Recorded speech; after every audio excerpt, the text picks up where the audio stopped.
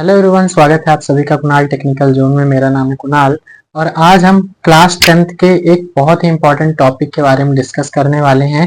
आज हम डिस्कस करने वाले हैं ट्रिग्नोमेट्री फार्मूलाज के बारे में। ठीक है, ट्रिग्नोमेट्री जो है एक बहुत ही इंपॉर्टेंट टॉपिक है क्लास 10th मैथ का, जो कि फर्स्ट टाइम इंट्रोड्यूस होता है क्लास 10th की मैथ्स में। ठीक है, तो इसलिए ये बच्चों के लिए बहुत ही ज्यादा नया टॉपिक होता है, जिसमें बहुत ही ज्यादा कंफ्यूजन भी होता है और क्लियर भी नहीं होता है, बहुत ही ज्यादा कंफ्यूजिंग होता है ये टॉपिक। तो इसलिए आज हम डिस्कस करने वाले हैं इसके फार्मूलाज को। आज हम इस चैप्टर में जितने भी फार्मूला हैं उन सभी को आज हम देखने वाले हैं। तो चलिए शुरू करते हैं अपने वीडियो को। तो सबसे पहले तो हम शुरुआत करते हैं ट्रिग्नोमेट्री शब्द से। What is trigonometry? क्या होता है ये trigonometry? Trigonometry is a branch of mathematics in which we study the relationship of angles and side of a triangle. क्या है इसका मतलब? इसका मतलब ये है कि ट्रिग्नोमेट्री क्या है? मैथ की एक शाखा है।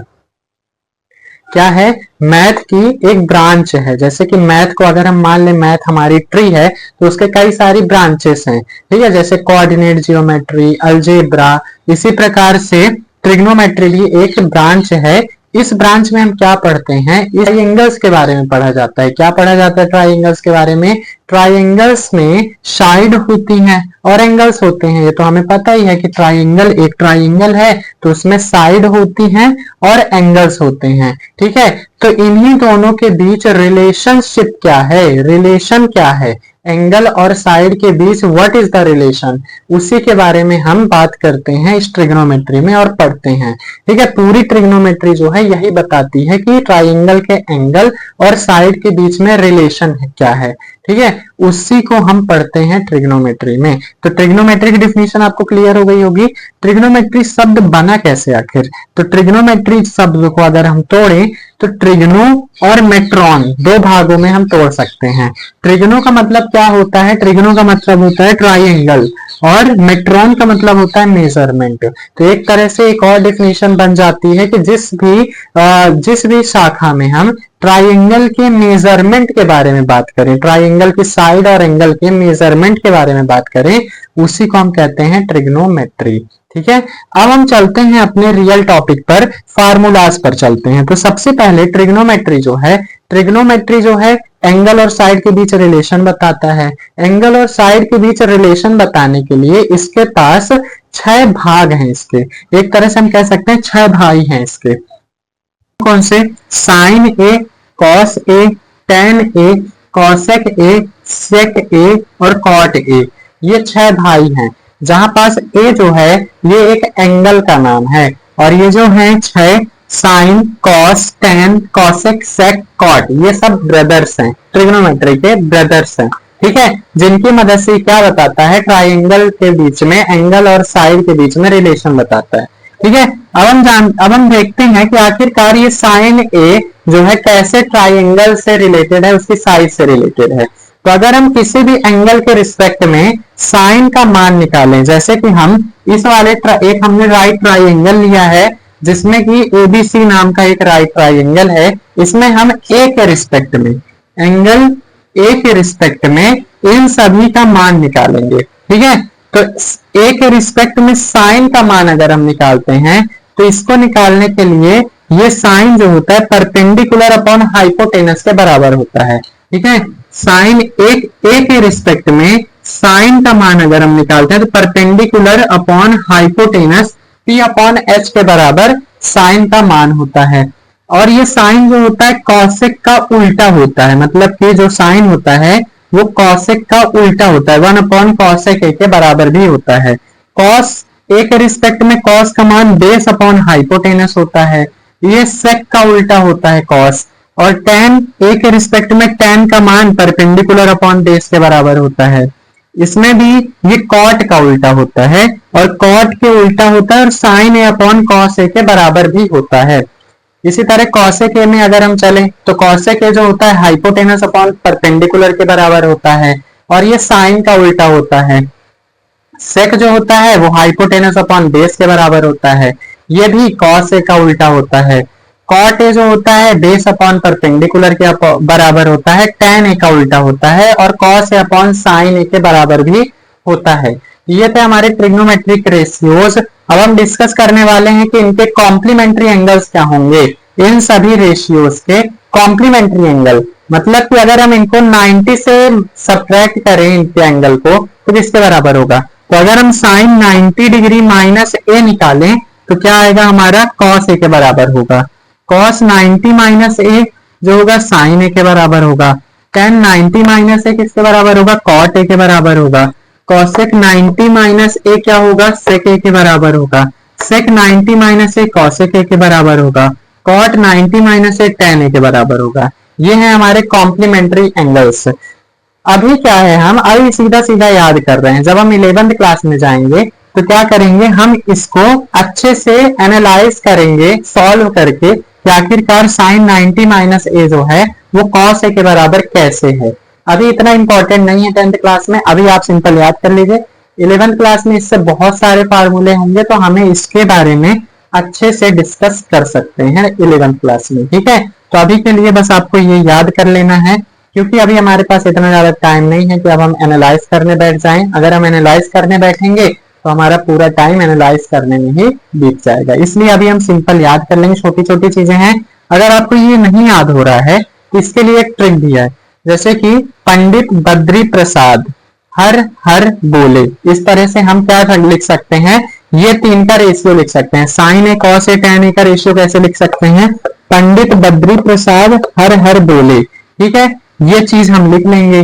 फिर इसी का उल्टा इसके सामने वाले होते हैं, जैसे साइन ए का साइन ए जो होता है परपेंडिकुलर अपॉन हाइपोटेनस के बराबर होता है, तो कॉसेक ए इसी का उल्टा होता है, हाइपोटेनस अपॉन परपेंडिकुलर के बराबर। इसी तरह से कॉस ए अगर बेस अपॉन हाइपोटेनस के बराबर होता है तो सेक ए हाइपोटेनस अपॉन बेस के बराबर होता है। tan ए परपेंडिकुलर अपॉन बेस के बराबर होता है तो cot ए बेस अपॉन परपेंडिकुलर के बराबर होता है, ठीक है। एक तरह से ये याद हो गया तो ये बन जाएगा, क्योंकि इसी का उल्टा होता है ये, ठीक है। ये फार्मूलेज हमने पढ़ लिए। अब हम देखते हैं कि आखिरकार और क्या क्या फार्मूले हैं, और फार्मूलोज को हम देखते हैं। तो चलिए चलते हैं नेक्स्ट स्लाइड पे।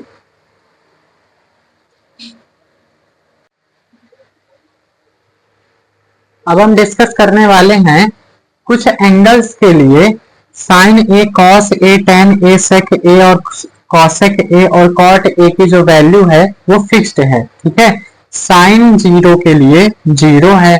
साइन 30 डिग्री के लिए इसका रेशियो 1/2 होता है। साइन 45 डिग्री के लिए 1/√2 होता है। साइन 60 डिग्री के लिए √3/2 होता है।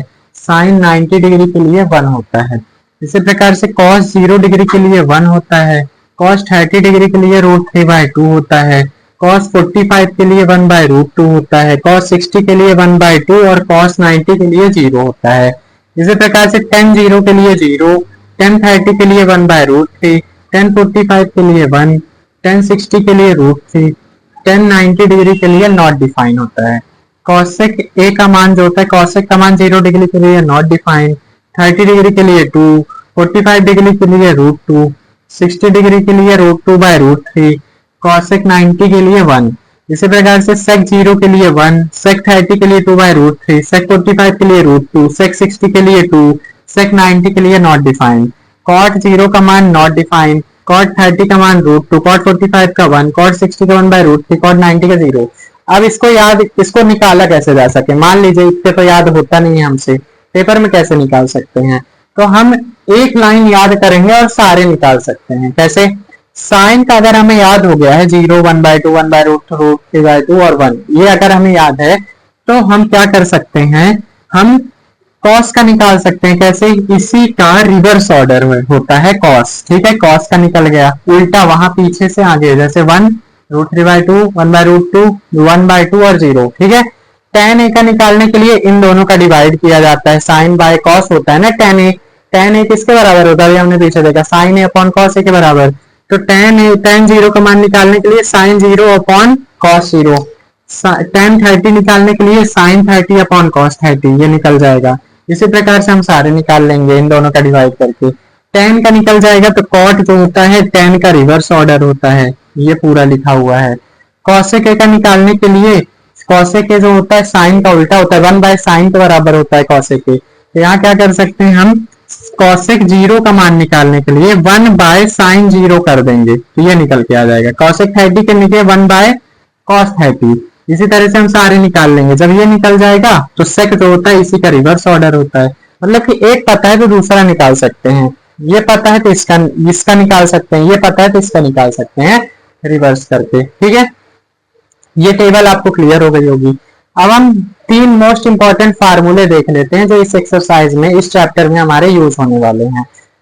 ये है तीन फार्मूले। Cos square A plus sine square A is equal to 1 के बराबर होता है। 1 plus tan square A sec square के बराबर होता है।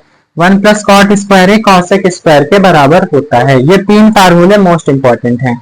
इधर जो दिया गया है इन्हीं को इधर उधर करके सॉल्व किया गया है। जैसे कि अगर हम कॉस इसी फार्मूले से अगर हम कॉस स्क्वायर को यहीं रहने दें, इसको इधर भेज दें तो 1 माइनस साइन स्क्वायर ए हो जाएगा। अगर हम साइन स्क्वायर ए को इधर ही रहने दें, इसको इधर भेज दें, ये बन जाएगा sine square A is equal to 1 minus cos square A. ठीक है, सेकेंड फार्मूले में 1 plus tan square A sec square के बराबर होता है।